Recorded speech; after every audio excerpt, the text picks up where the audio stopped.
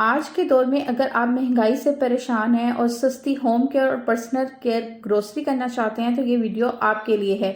आज मैं आपके साथ इस छोटे से ब्लॉग में कुछ ऐसी टिप्स शेयर करूंगी जिसे अगर आप फॉलो करेंगी तो हर माह अपनी होम केयर और पर्सनल केयर की आइटम परचेज करके अपनी कुछ पॉकेट मनी को सेव भी कर सकती हैं। सो अस्सलाम वालेकुम माय यूट्यूब फैमिली, कैसे हैं आप सब? आई होप के सब अच्छे होंगे। आप लोगों की दुआओं से मैं भी बिल्कुल ठीक ठाक हूँ, खैरियत से हूँ।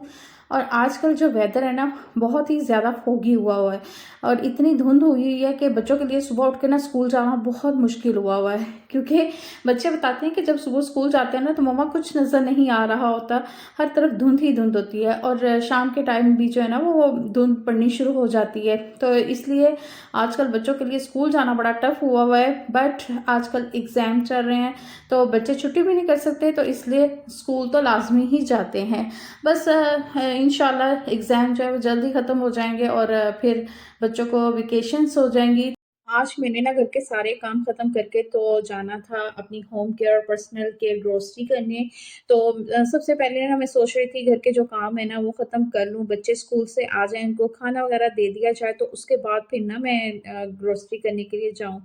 तो बस आपको पता है कि सर्दी में ना सुबह-सुबह उठना बड़ा मुश्किल लगता है, लेकिन उठना तो पड़ता है, ज़ाहिर-सी बात है। सुबह उठ के फजर की नमाज़ पढ़ी, उसके बाद फिर बच्चों के स्कूल जाने का टाइम हो जाता है, उनको स्कूल के लिए रेडी करना पड़ता है, उनको ब्रेकफ़ास्ट देना और उसके बाद फिर आपके जो रूटीन वाइज़ काम है घर के वो स्टार्ट हो जाते हैं, क्लीनिंग स्टार्ट हो जाती है, बर्तन वॉश करने वाले पड़े होते हैं, वो वॉश करने होते हैं। यहाँ पे मैंने कपड़े वॉश करके वो सुखाने के लिए डाल दिए थे। आजकल तो सर्दी के मौसम में ना कपड़े जो है जल्दी ड्राई ही नहीं हो रहे और 2-2 3-3 दिन लग जाते हैं कपड़े को ड्राई होते हुए। तो इतनी देर में क्या है, और कपड़े जो है ना वॉश होने वाले वो इकट्ठे हो जाते हैं। बस आजकल तो सर्दी है ना तो फिर यही कुछ चलेगा, अभी कुछ दिन तो ऐसा ही रहेगा मौसम। और क्योंकि धूप बिल्कुल नहीं निकल रही, तो अब हम धूप के निकलने का इंतज़ार कर रहे होते हैं कि भई कब धूप निकले और थोड़ी देर बैठ कर ना धूप को एन्जॉय किया जाए।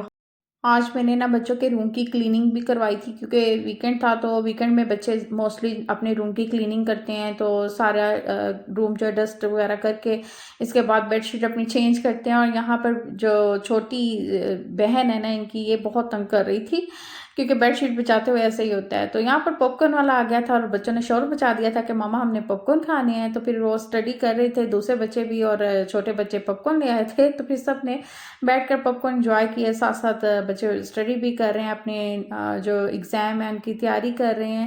घर के काम ख़त्म करके तो मैं चल पड़ी थी जी मार्केट। और मार्केट में ना इस टाइम शाम का टाइम था तो कुछ रश जो था वो पहले से कम हो चुका हुआ था।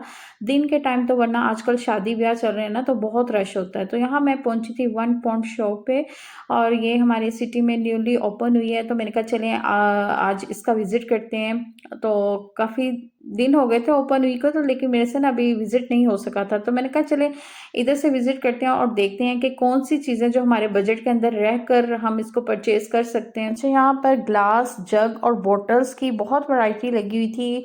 अच्छा, कुछ चीज़ जो थी वो एक ही 280 में थी और जो ग्लास थे कुछ ऐसे भी थे जो 3 280 में मिल रहे थे।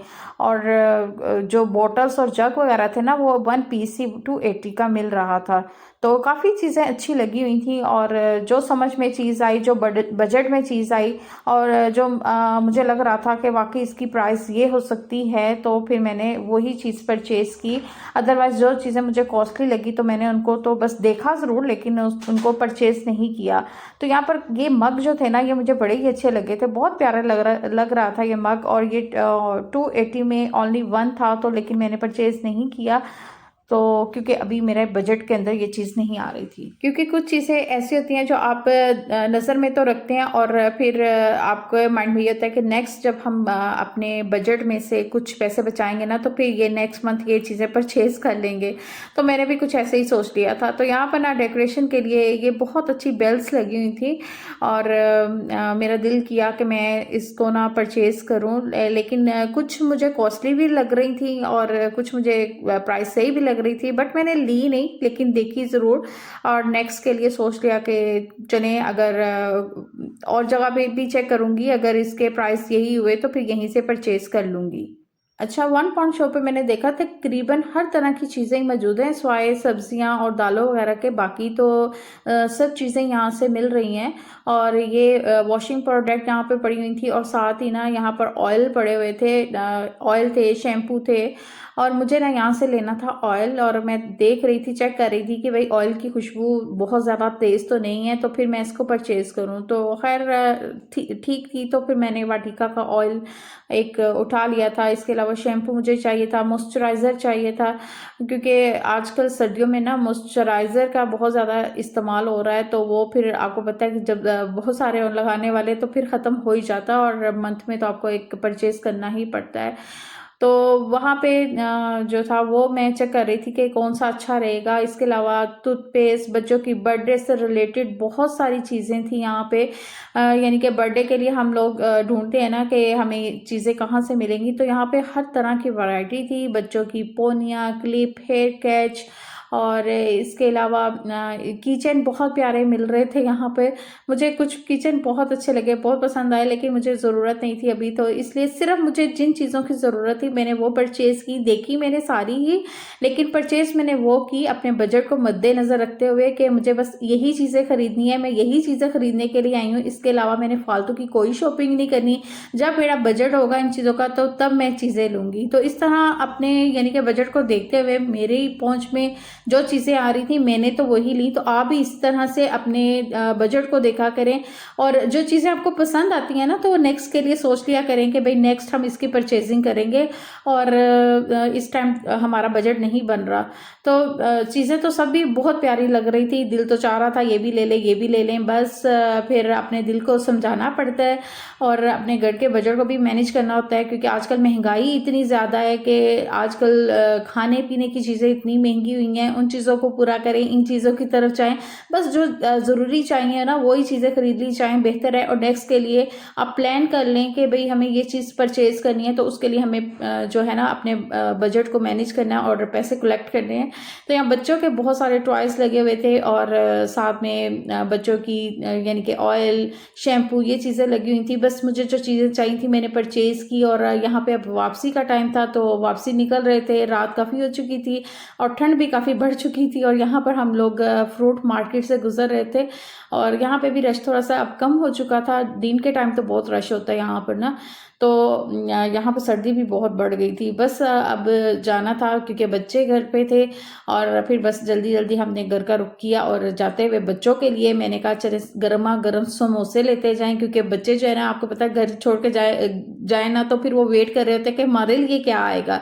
तो मैंने कहा बच्चे समोसे शौक से खा लेते हैं, तो चले इनके लिए ना समोसे ले जाते हैं। और ये समोसे वाकई में बहुत ही मज़ेदार होते हैं, बहुत ही क्रिस्पी, और इसके साथ जो सैलड और चटनी का फ्लेवर होता है ना, तो ये समोसे की जो टेस्ट है ना फ्लेवर को और भी ज़्यादा बढ़ा देता है, और बच्चे बड़े शौक से खा लेते हैं। और सर्दियों में तो ऐसी चीज़ें पकोड़े, समोसे, बेसन वाले नान और इस तरह की चीज़ें बड़ी अच्छी लगती हैं। तो वैसे भी इस जगह के समोसे जो है ना वो बड़े मज़े के होते हैं, और बहुत ज़्यादा हैवी नहीं होते और बहुत ज़्यादा ऑयली नहीं होते, क्योंकि ऑयली चीज़ें जो है ना वैसे भी मुझे तो पसंद नहीं है, लेकिन ये समोसे वाहिद हैं जो कि इतने ऑयली नहीं होते। और बच्चों ने भी बड़े खुश होकर शौक से खा लिए। और इसके बाद बच्चे कह रहे थे जल्दी जल्दी कि आप क्या लेके आई हैं, तो यहाँ पर मैं लेके आई थी शैम्पू। और क्योंकि मैंने कहा चलिए ट्राई करके देखते हैं 280 में इसका रिज़ल्ट कैसा है। तो ये एंटी हेयर लॉस शैम्पू था, तो ये मैं लेके आई थी। और इसके अलावा मैंने डव का मॉइस्चराइज़र लिया था, और साथ मैंने डव की ही क्रीम ली थी, मॉइस्चराइजिंग क्रीम ली थी। और ये सारी चीज़ें मैंने कहा चलें ट्राई करके देखते हैं। वाटिका का ये मैंने हेयर ऑयल लिया था, और ये भी अनियन ऑयल ही था। तो और इसके अलावा मैंने एक लिया था बेबी ऑयल लिया था बच्चों का, यार्डले का, तो वो भी अच्छा था। और मैंने कहा चलो ट्राई करके ये सारी चीज़ें देखते हैं, अगर अच्छी रही तो नेक्स्ट फिर यहीं से ले आया करेंगे, इसके रिज़ल्ट कैसे निकलते हैं। तो अभी तो ये यूज़ करके ही पता चलेगा कि ये कैसी चीज़ें निकली। तो ये थी मेरी शॉपिंग, इसके अलावा मैंने कुछ भी परचेज़ नहीं किया, लेकिन आपके साथ सारी शॉपिंग शेयर की कि यहाँ से भाई ये चीज़ें 1 पाउंड शॉप से मिल रही हैं। और यहाँ पर फिर मैं इसके बाद बच्चों को स्टडी करवाने के लिए बैठ गई थी। यहाँ पे मेरे दोनों छोटे बच्चे जो थे वो बैठ गए थे और कह रहे थे कि मामा हमें पढ़ाएं। तो यहाँ पर दोनों ने ना बुक्स पकड़ी हुई थी और वो पूछ रहे थे कि ये क्या क्या बना हुआ है। तो यहीं पे अपने व्लॉग का एंड भी करना चाहूँगी और आई होप कि मेरा आज का व्लॉग, आज की वीडियो आपको अच्छी लगी होगी और आज की परचेजिंग जो कि मैंने बजट के अंदर रहकर की, और इस तरह आप भी अपनी बजट को मद्देनज़र रखते हुए परचेजिंग कर सकते हैं, चाहे वो खाने पीने से रिलेटेड हो या फिर स्किन केयर से रिलेटेड हो। तो कल मिलेंगे एक अच्छे से नए व्लॉग के साथ। अपना ढेर सारा ख्याल रखें, मुझे अपनी दुआ में याद रखें, चैनल को लाइक शेयर और सब्सक्राइब जरूर करें। कल तक के लिए अल्लाह हाफिज़।